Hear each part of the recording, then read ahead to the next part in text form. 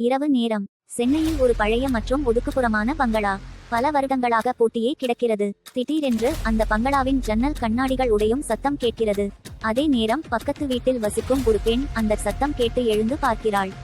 பங்களாவை சுற்றி ஒரு மர்மமான நிழல் தென்படுகிறது. பதற்றமடைந்த அவள் தன் கணவனை எழுப்புகிறாள். இருவரும் ஜன்னல் வழியாகவே பங்களாவை கவனிக்கிறார்கள். ஆனால் இப்போது அங்கே எதுவுமே இல்லை. சில நாட்கள் செல்கின்றன. அந்த பெண்ணின் கனவில் அந்த பங்களாவும் அந்த மர்மமான நிழலும் மீண்டும் மீண்டும் வருகின்றன. அவளுக்குள் ஒருவிதமான பயம் பற்றிக்கொள்கிறது. நடந்ததை அவள் தோழியிடம் சொல்கிறாள். தோழி இது வெறும் கனவுதான் என்று அவளை தேற்றுகிறாள். ஆனால் அந்த பெண்ணுக்கு சந்தேகம் குறையவில்லை. ஒரு நாள் அவள் பங்களாவை பற்றி விசாரிக்க தொடங்குகிறாள்.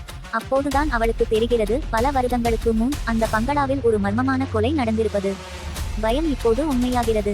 அந்த பெண் அந்த கொலையின் பின்னணியில் உள்ள மர்மத்தை துப்பறிய புறப்படுகிறாள். ஒவ்வொரு படியாக அவள் எதிர்பாராத உண்மைகளை கண்டறிகிறாள்.